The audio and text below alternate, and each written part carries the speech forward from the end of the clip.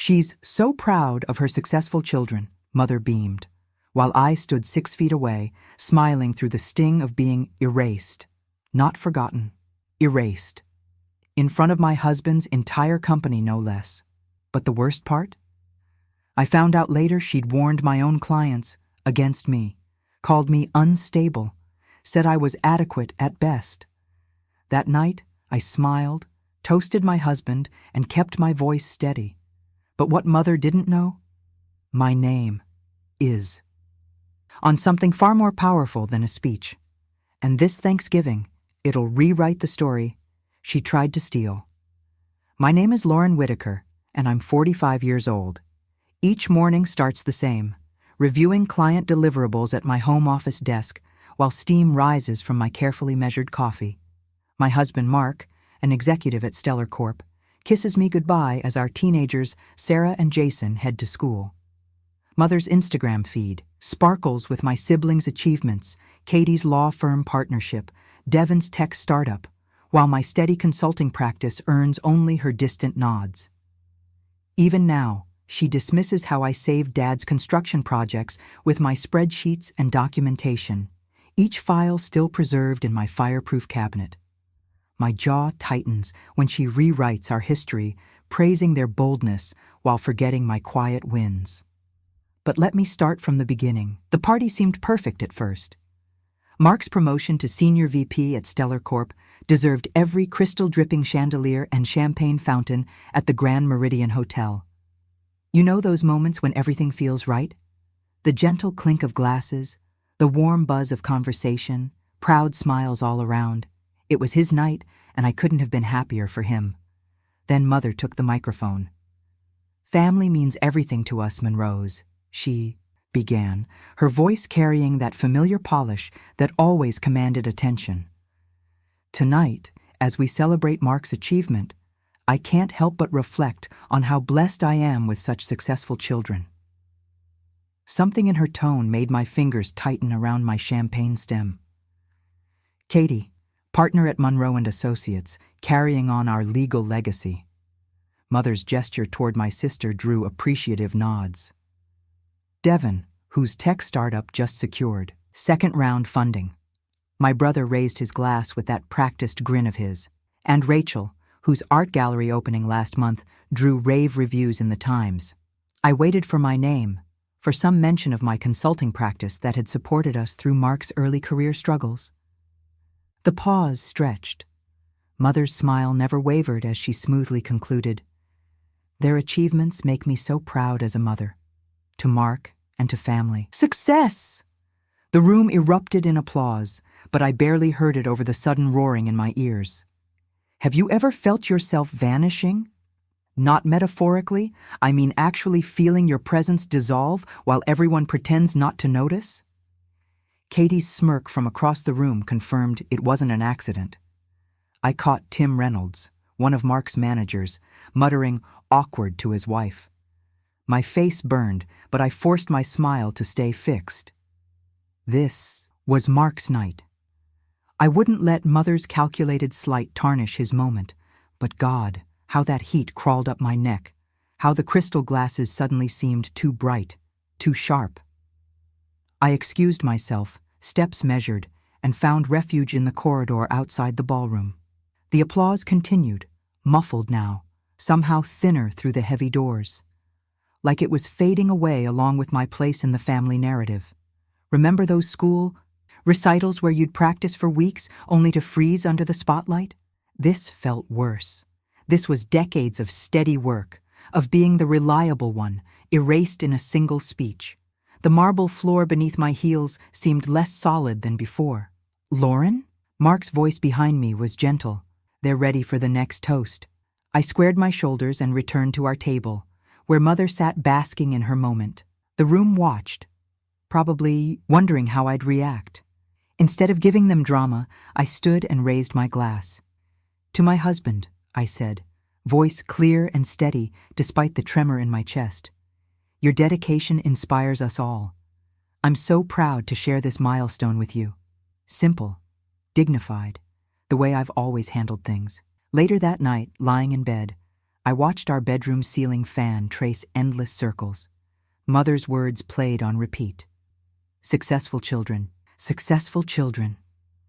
Each rotation of the blades marked another sibling's name, with the empty space where mine should have been growing louder in its silence.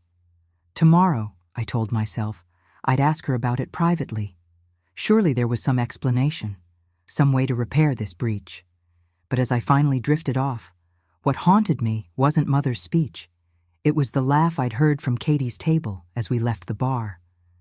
That sharp, knowing sound followed me into uneasy dreams, like a hook caught in my heart. The next morning, I found Mother in her pristine kitchen, that same kitchen where she'd praised every sibling's school artwork except mine. Steam from her fancy electric kettle fogged the window above the sink, making the garden beyond look like a watercolor painting. The familiar scent of her Earl Grey tea filled the air. You know that bergamot smell that always seems to announce important conversations? Mother, about last night. I kept my voice steady, reasonable. I noticed you didn't mention me in your speech. She didn't look up from stirring honey into her tea. Oh, darling, was that bothering you? It was just a slip, nothing more. Her spoon clinked against fine bone china, the set she'd promised to Katie, not me. You know how these things go. Public speaking isn't as easy as it looks. My shoulders tensed. Slip? You named everyone else specifically. Now, Lauren. She patted my hand like I was still 12. Let's not make mountains out of molehills. Did you hear about Katie's new partnership track? And Devon's funding round was just extraordinary. The momentum they're building. Mother, please, can we discuss what happened? What's to discuss? You're being oversensitive. She waved toward the kettle. Would you like some tea? I shook my head, already regretting this attempt at clarity. Some conversations are dead before they start, aren't they? Later that morning, I was heading to the guest room to pack when voices from her den stopped me cold. Mother's speakerphone carried that distinctive echo. You know, the kind that makes eavesdropping impossible to resist? Just never quite measured up, Mother was saying. I mean, what does she actually do? Consulting? She laughed, that silk-wrapped razor laugh of hers. Katie's making partner, Devon's tech venture is soaring, and Rachel's gallery opening was in the Times. But Lauren, she's always been, well, you know, adequate. My stomach curdled. Have you ever had words turn your world inside out? Not from strangers, those you can shake off, but from someone who's supposed to love you unconditionally? I pushed the door open. Is that what you really think? Mother didn't even flinch. I'll call you back, Sandra, she said into the phone, then turned to me with that practiced calm she'd perfected over decades of social climbing. Darling, it's rude to eavesdrop. It's cruel to deliberately erase your child. My voice shook despite my best efforts. Last night wasn't a slip, was it? I simply stated facts. She examined her manicure. Your siblings are achieving remarkable things. You've chosen a steadier path. There's nothing wrong with that, but let's be objective. Objective? The word tasted bitter. I've built a successful consulting practice. I've supported Mark's career while raising our children. Yes. She waved dismissively. Very domestic, very safe. Now, if you'll excuse me, I have calls to return. I walked away.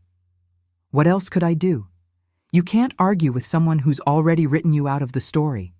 My throat ached, with swallowed words as I gripped the stair rail, steadying myself with slow breaths. Fine.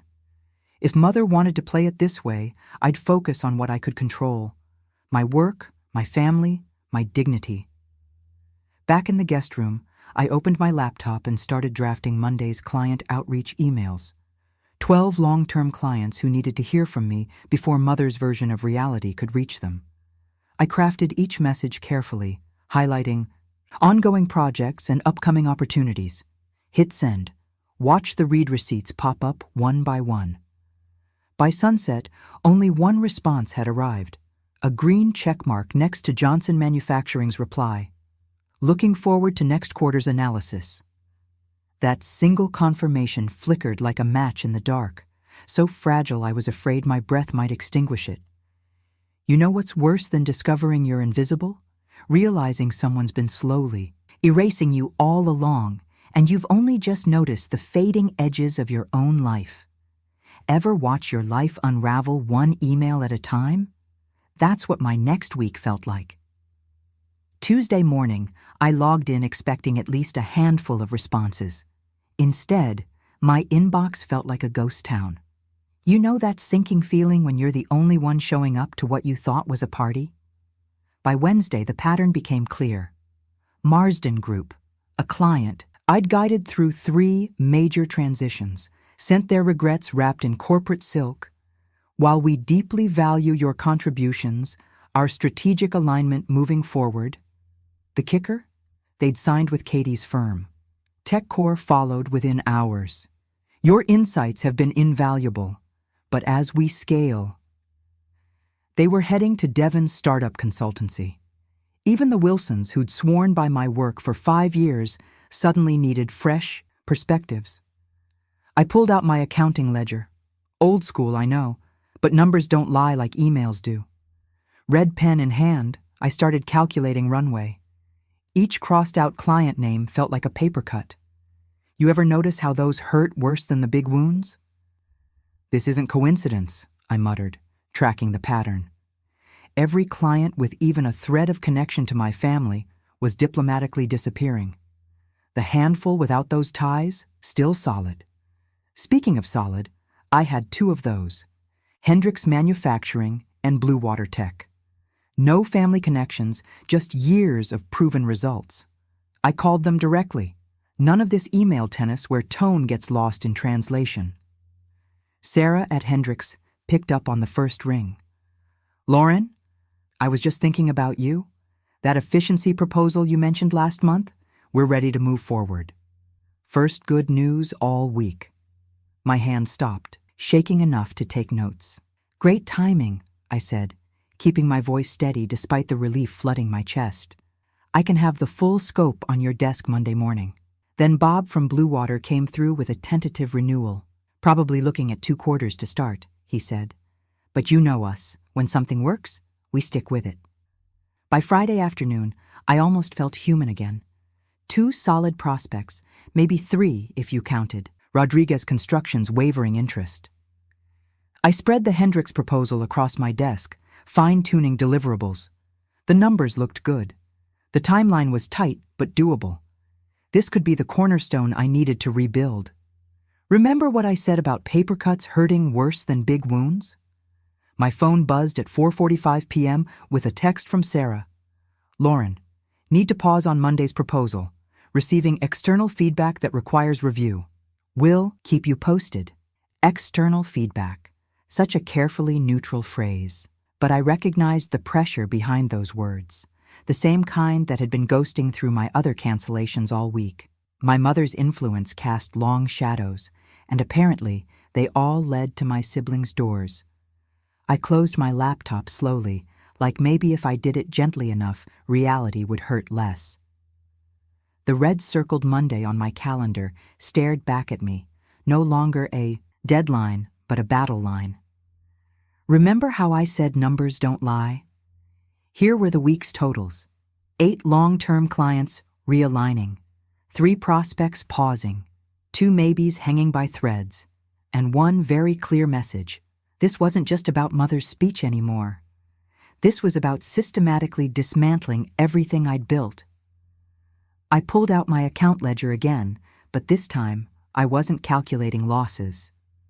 I started mapping connections, drawing lines between clients, contacts, and contracts. If someone was orchestrating this exodus, they were leaving fingerprints. And I've always been good with details, the kind of details others forget to cover up. You know what's worse than a Sunday dinner? A Sunday dinner where you're served your own funeral. I'd almost skipped it. God knows my stomach had been doing enough flips without Mom's passive-aggressive pot roast. But showing weakness now would just feed the whispers. So there I was, fork halfway to my mouth, when Mom cleared her throat with that precise little cough she saves for announcements.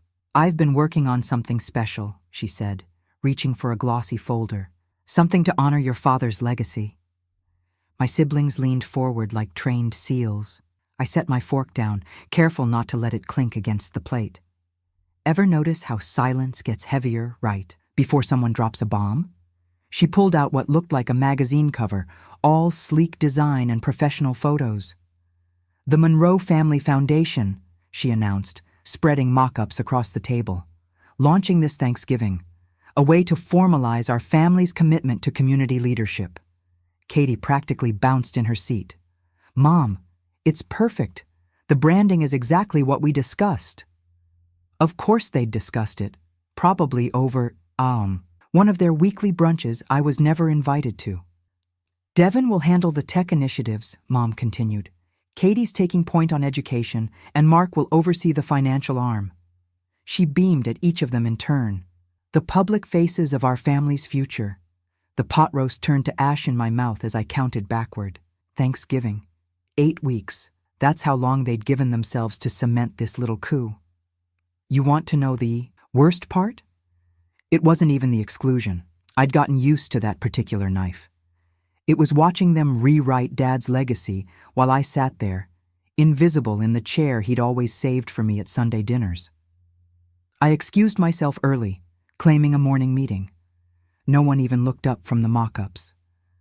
Back home, I dragged my old whiteboard out of the garage.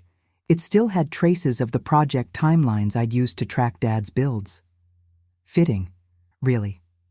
I wiped it clean and started mapping. 8 weeks to Thanksgiving. My hands were steady as I wrote. Funny how clarity feels after betrayal, like ice water in your veins, sharp and clean. I opened my laptop and started drafting outreach scripts. No more hoping clients would stay loyal. No more defensive plays. I needed one landmark project, something too valuable for anyone to touch, something that would force them to acknowledge my worth. The case study took shape between midnight and dawn, 3 pages of hard data showing exactly how my methods had saved previous clients millions. Numbers don't care about family politics. Around 2 a.m., James found me still at my desk. He didn't say much, just set down a fresh coffee and squeezed my shoulder. "You've got this," he whispered. "That's the thing about my husband. He knows when words matter and when silence says more. Like Dad that way." I finished the last slide as the sky started graying. Setting my alarm for 5:30 a.m., 3 hours of sleep would have to do. Time was officially a luxury I couldn't afford. Before I closed my eyes, I walked back to the whiteboard and flipped it to a clean side.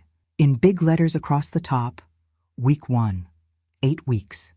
One shot at proving I wasn't the disposable child. Mom might control the family narrative, but I'd learned from Dad that the best foundations are built on solid numbers, not glossy brochures. Speaking of numbers, I had about 3 hours until that alarm. Just enough time to dream up some karma. Ever had one of those mornings where hope tastes like possibility? Monday hit different that week. I'd spent Sunday night fine-tuning my pitch for Carlson Medical, a mid-sized provider network that needed exactly what I'd been doing for 15 years, streamlining operations without sacrificing care quality. I'd worked with their CFO, Sarah Bennett, on a smaller project years back when Dad was still handling their building contracts, actually. I remember him saying, "Lauren, that woman knows her numbers like you do, straight to the bone." He wasn't wrong. The call connected at exactly 8:30 a.m. Sarah's voice had that crisp Monday energy I remembered. "Lauren, I've been meaning to reach out," she said. "We're drowning in inefficiencies since the merger." I let myself smile. Just a little. "Your timing's perfect. I've been developing a new approach specifically for post-merger integration." You know that moment when you can hear someone leaning forward through the phone? That's what happened next. For 45 minutes, we dove deep into their pain points. Every problem she mentioned, I had a solution ready, backed by hard data from similar projects. "The numbers make sense," Sarah said finally. "And honestly, your track record speaks for itself. What's your timeline?" My heart did a little skip, but I kept my voice steady. "I can have a team ready for Tuesday kickoff. 9 a.m. work for you? Perfect. Send me the calendar invite and detailed scope. I'll have legal review it today." After we hung up, I stood at my whiteboard. My hand hovered over secured pending for a good 30 seconds before I let myself write it.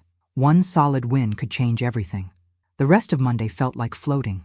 I polished the scope document until it shone, mapped out every milestone, and triple-checked the budget numbers. The calendar invite got an instant yes from Sarah. Even sent a quick, looking forward to tomorrow follow-up. That night, for the first time since that damn party, I slept straight through. You ever notice how bad news always waits for first light? The email was there when I woke up, timestamp 6:47 a.m. Lauren, I apologize for the late notice, but circumstances have changed. Leadership has decided to take our integration needs in a different direction. I truly appreciated your time and insights. Different direction, right. Want to bet which siblings' firm they'd been steered toward? I took 3 deep breaths, in through the nose, out through the mouth, just like my old tennis coach taught, before typing a response that radiated professional grace. Short, clean, door left carefully open for future opportunities that would never come. The whiteboard marker squeaked as I erased secured pending. But I hadn't survived 15 years of consulting by letting one no stop me. I picked up my phone and dialed Rodriguez Manufacturing. They'd been struggling since their new COO decided to overhaul their inventory system. 3. Suppliers had already quit in frustration. Maria Rodriguez herself answered on the second ring. Lauren, please tell me you're calling about our mess. Word travels fast, I said, letting a smile warm my voice. Need a rescue audit? God, yes. How soon can you start? We spent 30 minutes outlining their chaos.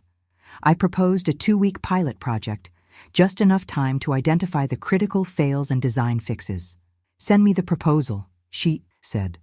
I can get you a decision by Friday. I hung up feeling steady again. The pilot wasn't huge, but it could grow into exactly the landmark project I needed. I updated the whiteboard. Rodriguez, decision Friday. Then my phone lit up with an unknown number. Ever notice how some calls feel heavy before you even answer them? Like the ringtone itself is trying to warn you? The unknown number flashed again. I picked up on the 3rd ring, keeping my voice neutral. Lauren Whitaker speaking. Ms. Whitaker, this is Amanda Chen from Rodriguez Manufacturing. Not Maria. Interesting. I'm calling regarding the proposed audit timeline. My fingers tightened on the phone.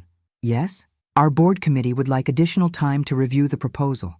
We're implementing a more thorough evaluation process for all consultants. There it was. The polite stall. I'd heard enough of them lately to recognize the template.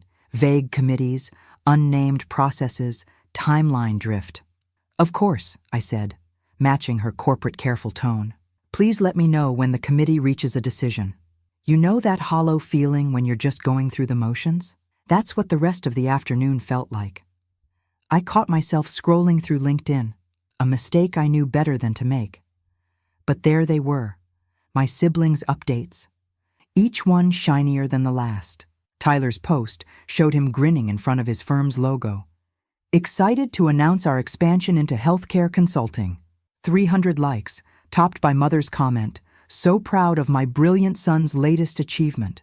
Sandra's update featured her speaking at some tech conference, honored to keynote on digital transformation. Mother's repost added enough sparkle emojis to light up Times Square. My amazing daughter, showing Silicon Valley how it's done. Even Chris, the baby of the family, had a fresh win. New office, new chapter. Complete with Mother's gushing caption about watching my youngest soar. I closed the browser, but not before catching a comment thread that made my stomach clench. Someone had asked about my consulting practice, and Sandra's reply was pure poison wrapped in concern. We're all worried about Lauren. She's been emotionally unpredictable lately. The whispers were spreading. I'd heard versions of it 3 times this week alone. Unstable. Difficult. Taking rejection poorly. Amazing how fast a reputation can unravel when the right people pull the threads. Friday morning, I drove to Rodriguez Manufacturing anyway. Maybe, just maybe, seeing me in person would remind Maria of why she'd called in the first place. The facility smell hit me as I walked. In, metal and machine oil, sharp and clean. It reminded me of touring sites with Dad, his voice steady as he explained how each piece fit together. Maria's assistant led me to the conference room. But instead of Maria, I found myself facing Amanda Chen and two board members I didn't recognize. Their smiles had that practiced sympathy that makes your skin crawl. "Lauren," Amanda started, "we appreciate you coming in." "But the renewal fell off the agenda," I finished for her. "Or the committee needs more time. Or perhaps you're going in a different direction." A flicker of discomfort crossed her face. "The board feels—" "I understand completely." I stood, gathering my portfolio. "Thank you for considering the proposal." The walk to my car felt like miles. Pride's a funny thing. It can keep you standing straight while your world crumbles, but it burns like hell going down. Back home, I headed for my home office. Time to check what cushion I had left. The filing cabinet creaked open. Dad had always teased me about keeping paper records, but old habits die hard. I pulled the financial folder, then froze. There, tucked behind my tax returns, was a legal letter I'd never seen before, dated 6 months after Dad passed. My hands shook as I read it. Pursuant to recent amendments, reallocation of trust portions, ensuring equitable distribution among beneficiaries, the words blurred, but their meaning was crystal clear. Mother had shifted significant parts of Dad's trust into my siblings' names. My safety net, the one thing I thought couldn't be touched, had been quietly cut away months ago. The floor seemed to tilt under my feet. I made it to the staircase somehow, gripping the banister like an anchor. The wood felt solid under my fingers. The same banister Dad had, insisted on installing himself, saying, "Good oak lasts generations." I sank down on the steps, letter crumpled in my fist, wondering what else I'd lost without knowing it. I didn't sleep that night. You ever have those hours where your mind just runs numbers like some broken calculator? 3 college tuition payments left, 2 mortgages, ours and Mom's investment property I'd helped refinance. 1 consulting practice bleeding clients faster than a cut artery. Around 3 a.m., I got up and faced my home office whiteboard. The marker squeaked as I wrote "sell assets" and circled it twice. Our vacation cabin in the mountains, Dad's graduation gift, might cover a year's expenses. The art collection I'd built piece by piece could buffer another 6 months. Funny how quickly a lifetime of careful building can turn to inventory. By 4 a.m., I was sitting cross-legged on my office floor, surrounded by bank statements and calculator tape. The old desk lamp cast shadows that reminded me of late nights helping Dad sort through project files. He'd always say, "Details matter, Lauren. They tell the real story." My phone sat dark on the desk. A dozen unsent texts to Mother drafted and deleted, each one more desperate than the last. "Please tell me what I did wrong. I can fix whatever disappointed you. Just give me a chance to prove myself." Delete, delete, delete. The sun wasn't even up when I caught myself planning a smaller life. Maybe we could downsize, find a quiet suburb.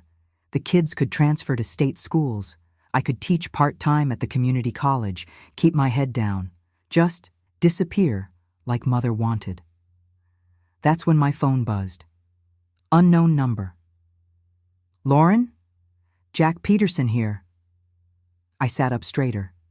Jack had been Dad's attorney and business partner for 30 years. His voice brought back memories of contract reviews in his wood-paneled office, the ever-present smell of coffee and leather chairs. "I hope I didn't wake you," he said. "No, I was just reviewing some papers." "At 5 a.m.? He chuckled. "You always were your father's daughter. Speaking of which, I've been hearing some concerning things about the Family Foundation announcement." My throat tightened. News travels fast. "In our circles? Like lightning." He paused. "Lauren, I remember how many times your quiet work saved crucial projects. That acquisition in 2008, the merger in 2012, you were the one who caught the details everyone else missed." I closed my eyes, his words hitting harder than expected. Someone remembered. "Thank you, Jack. That means I'm not calling to reminisce," he cut in, his tone sharpening. "I'm calling because something doesn't add up. Your father was meticulous about documentation, and you were always his go-to for record-keeping." My eyes drifted to the filing cabinet. Tell me, he continued, who has custody of the original will? Not the trust amendments, the will itself? I frowned. Mother's attorneys handled everything after Dad passed. I assumed. Don't assume. Check your records. What did your father give you to hold personally? The question triggered something. A memory of Dad's last hospital stay, him pressing a manila envelope into my hands. Keep this safe, he'd said. You'll know when. There's an envelope, I said slowly, in my old filing system. Good. Now listen carefully. Jack's voice took on the precise tone I remembered from critical negotiations. I need you to gather every document you have. Contracts, memos, meeting notes. Anything with your father's signature or instructions, especially if it mentions succession planning. I was already moving, pulling out banker's boxes labeled by year. What exactly are we looking for? I asked, my heart starting to pound. Let's start with the facts we can prove. I'm sending over a checklist. Work through it methodically, just like you taught me with those merger files. For the first time in weeks, my breathing steadied. This was familiar ground. Documents, details, evidence. I'll need a few hours to organize everything, I said, reaching for my scanner. Take your time. Be thorough. And Lauren? His voice softened. Your father knew exactly what he was doing when he trusted you with the records. After we hung up, I surveyed my office with new eyes.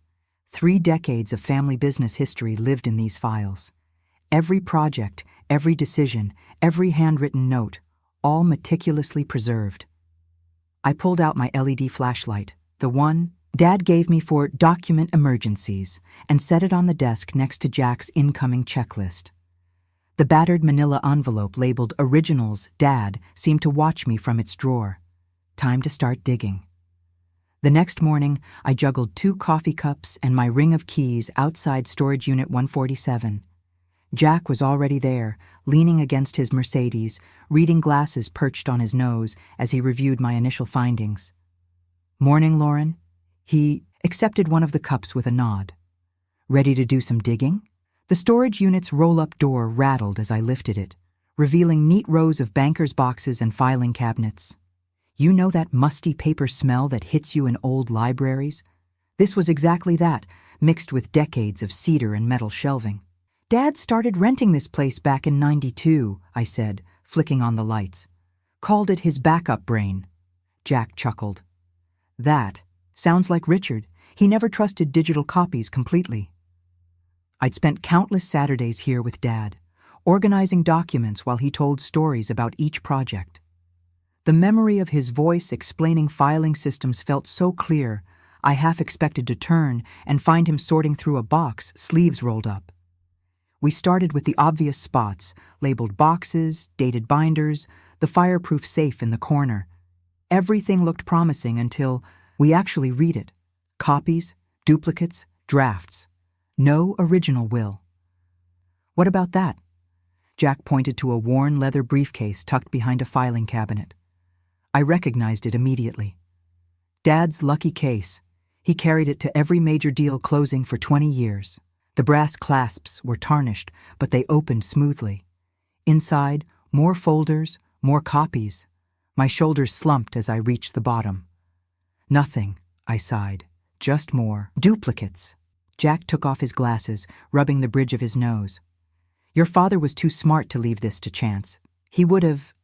He trailed off, studying the briefcase. May I? I handed it over. Jack ran his fingers along the interior, pressing methodically. Ah, feel this?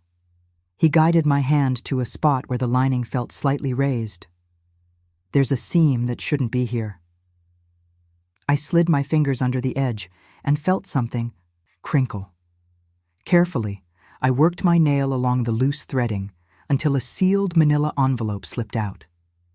My hands shook as I read the neat block letters in Dad's handwriting. Original, Last Will and Testament, Richard Monroe. Well? Jack leaned forward. I broke the seal and unfolded the documents. The paper was crisp, official, definitely original. My eyes caught phrases that made my heart skip. Hereby appoint my daughter, Lauren Monroe. Whitaker, as executor of my estate, grant oversight authority of all trust arrangements to Lauren Monroe Whitaker. Final decisions regarding family foundation governance shall rest with Lauren Monroe Whitaker. I had to sit down on a nearby box. This is exactly what we needed, Jack finished, already scanning pages with his phone. Dated 6 months before he passed, properly witnessed and notarized. I pulled out my own phone, carefully photographing each page. I'll scan these as soon as I get home. Good. I'll have my office verify everything quietly. Jack's eyes had that sharp look I remembered from negotiations. Now about timing. When's that foundation announcement planned? Thanksgiving dinner. Mother loves a captive audience. Perfect. He pulled out his notebook. Let's map this out step by step. We'll need copies ready, verification letters prepared. We spent the next hour planning. Jack insisted on redundancies, backup copies in 3 locations, pre-signed affidavits from the notary, even a script for the reveal itself. Remember, he said as we finished, calm and factual. No drama needed. The documents speak for themselves. I locked the briefcase, then the storage unit. The evening sky stretched above us, painted in soft purples and oranges. For the first time in weeks, I could look up without feeling crushed by what was ahead. Thank you, Jack, I said quietly, for believing me, for helping.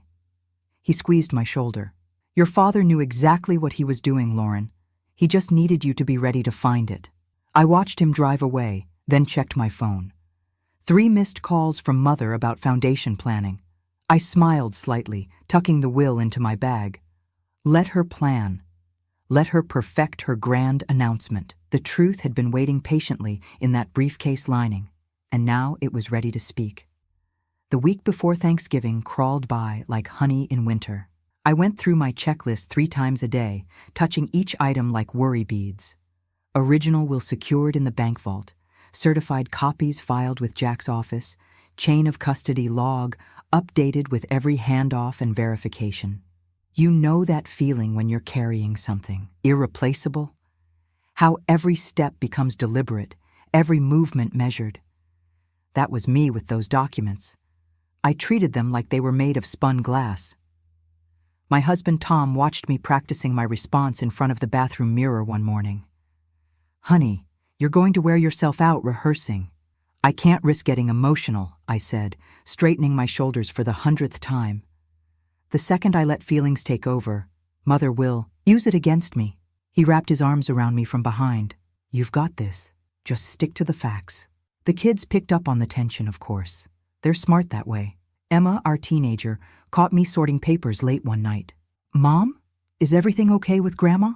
I set down my pen and gave her my full attention. Just some boring, grown-up paperwork, sweetheart. Nothing for you to worry about. But you seem... She hesitated. Sometimes adults need to sort things out, I explained carefully. But that's not your job to fix. Your job is to enjoy being 16 and let me handle the rest. 2 days before Thanksgiving, Jack and I met with a county clerk who specialized in will verification. The office smelled like old paper and coffee.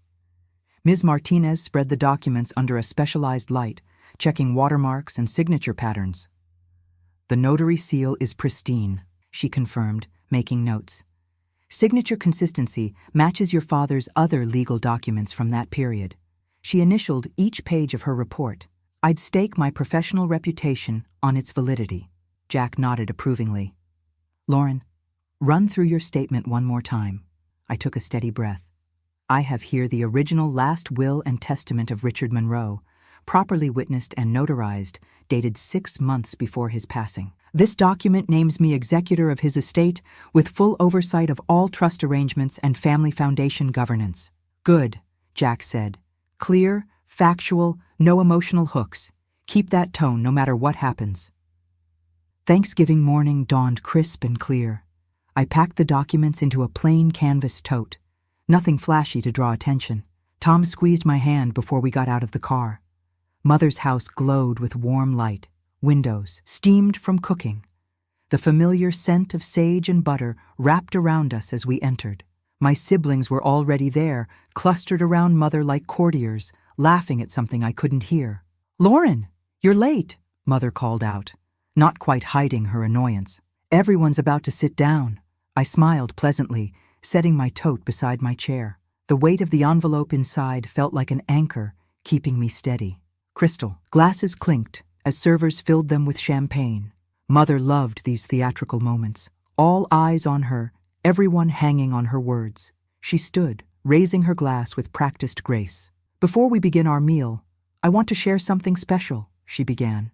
"As you know, our family has been blessed with tremendous success." Her gaze swept past me to rest proudly on my siblings.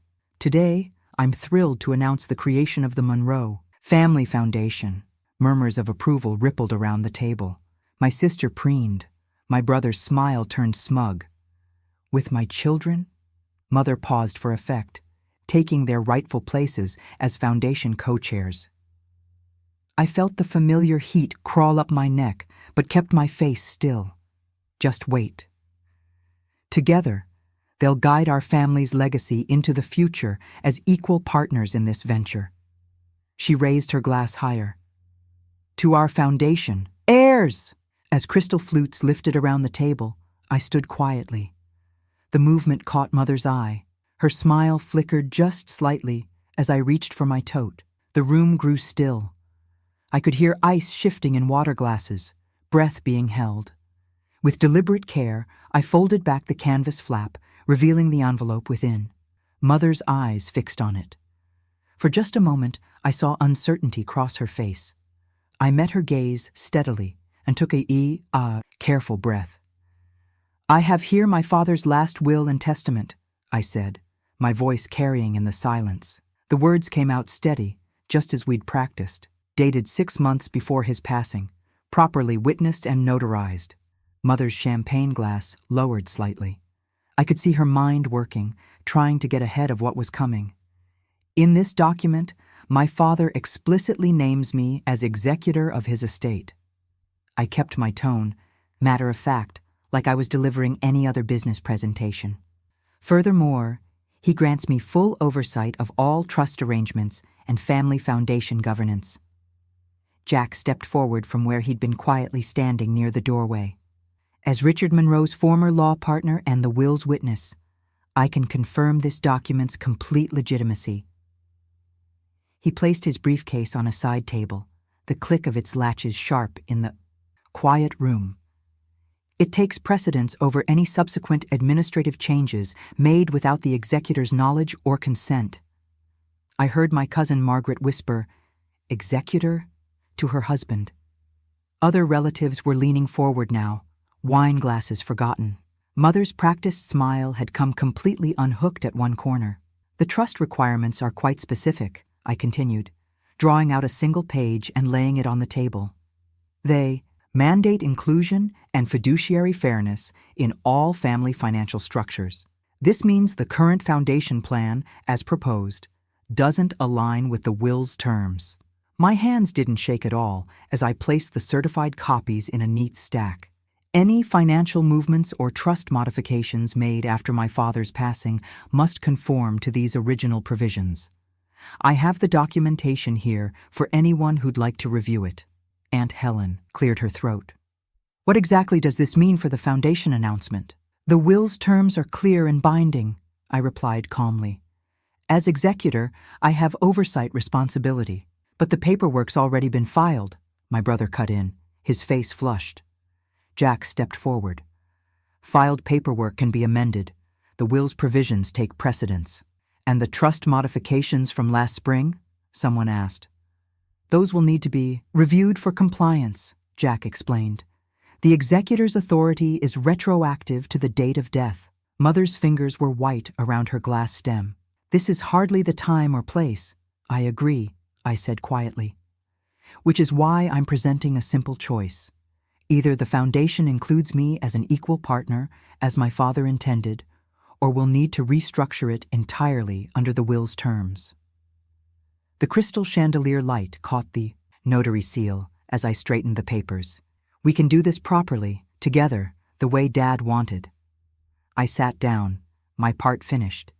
In the weighted silence that followed, someone's dessert spoon clattered against china, making half the table jump. Looking back, I think that small sound, that single piece of silver hitting bone china, marked the exact moment when years of careful erasure began to crumble. You could almost hear the gears of Mother's carefully constructed narrative grinding to a halt. The silence stretched like pulled taffy. You could almost see the wheels turning as our relatives did the math, counting back through years of accidental omissions and careful sidesteps. Each calculated slight suddenly looked deliberate under the chandelier light. My sister Lisa, usually quick with a dismissive comment, sat studying her napkin. Mark, my brother, had lost that smug tilt to his chin. Even Aunt Caroline, Mother's most reliable cheerleader, was frowning into her wine glass like she'd found something unpleasant floating there. You know that moment when a magic trick gets exposed? When the hidden mechanism becomes obvious and you can't unsee how it works? That's what was happening around our dining room table. Every forgotten invitation, every social media post that cropped me out, every foundation meeting scheduled while I was traveling, it all snapped into focus as part of a pattern. Mother's face had gone through several careful adjustments, like she was trying on expressions in front of a mirror. Dismissive didn't fit. Wounded innocence clashed with the evidence. Righteous indignation wouldn't fly with Jack standing there holding legal proof. I could practically hear her gears grinding as she searched for a narrative that would stick. She found none. I kept my voice steady, professional. Thank you all for hearing these facts.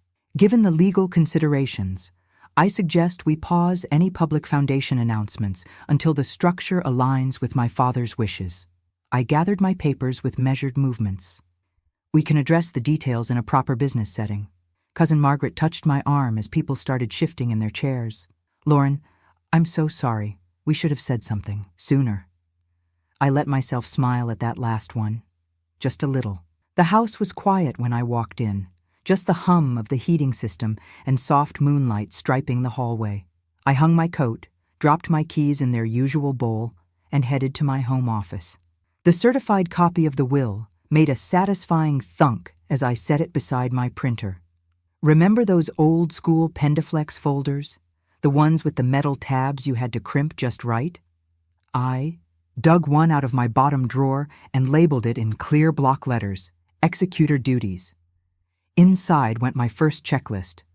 Foundation restructuring meeting, set for Monday at 10 a.m. Below that, governance draft points that would honor Dad's intentions. My husband poked his head in. Need anything? I was already measuring the wall space beside my diplomas. Just that small hammer from the kitchen drawer? He returned with not just the hammer, but a simple black frame he must have ordered days ago. Perfect size for Dad's signature page. Smart man, my husband. He'd known I'd want to hang it. The nail went in with 3 quick taps. I centered the frame carefully, making sure it caught the moonlight coming through my office window.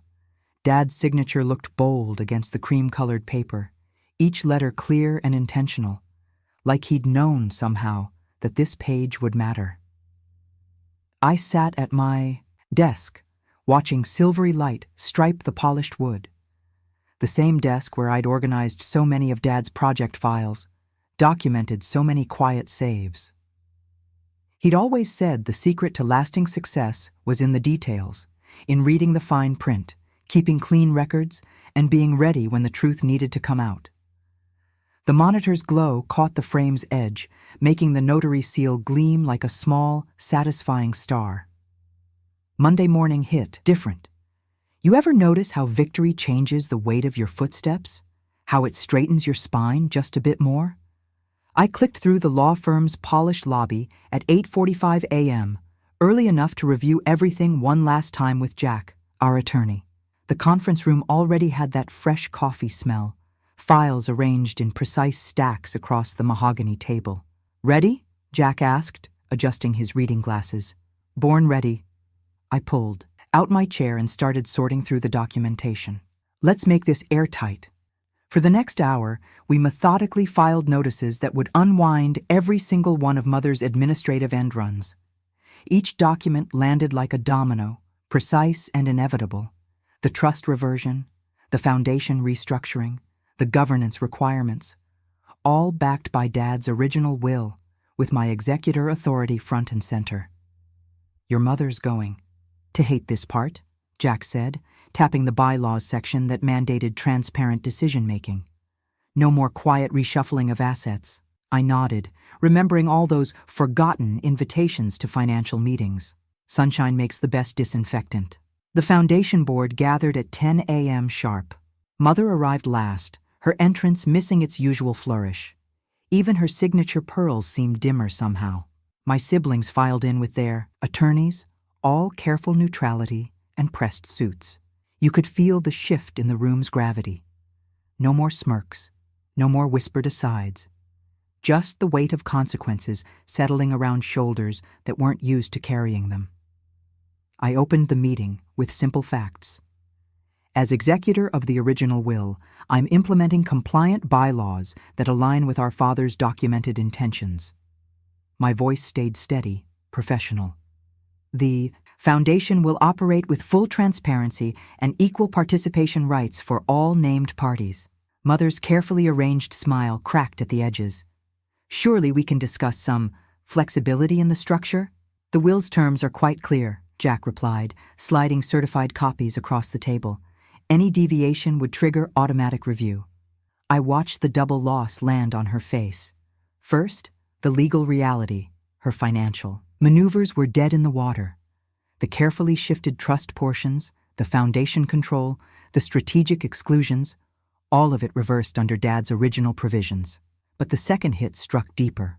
As the meeting progressed, her phone kept lighting up with messages from her social circle. Longtime donors expressing concerns about the foundation's credibility. Family friends questioning past explanations. Even her weekly lunch crew asking pointed questions about troubling rumors. The carefully curated image of the devoted mother, always fair and supporting all her children equally, that pristine facade had cracked beyond repair. You can't unring a bell, and you can't unknow an attempted erasure. I ran that first compliant board session like Dad would have. Efficient, documented, fair to all parties. My pen scratched across the official minutes, recording each vote and discussion. Mother barely spoke 3 words, watching her influence evaporate in real time. When we adjourned, my siblings hurried out with their lawyers, already calculating their new reality. Mother lingered, adjusting her purse strap like she wanted to say something. But what could she say? The truth was literally in black and white, certified and notarized. I gathered my files, nodded professionally, and walked out with my head high. Back, home. My office felt different too. Cleaner somehow, like a storm had blown through and cleared the air. I stood looking at that empty wall space I'd been saving, right where the afternoon sun would hit it best. The frame felt solid in my hands as I lifted it. Dad's signature stood bold against the cream paper, each letter clear and intentional. I centered the nail carefully, made sure it was perfectly level. The hammer felt good in my grip, 3 quick taps, and it was done. I stepped back as sunlight caught the glass, warming the ink like a promise kept. The notary seal gleamed steady and sure, marking the moment my life got rewritten back into the story where it belonged. Looking at that will, catching light on my office wall, I smiled. Just a small one, but real. Erase me once, shame on you, I murmured. Erase me twice. Never again.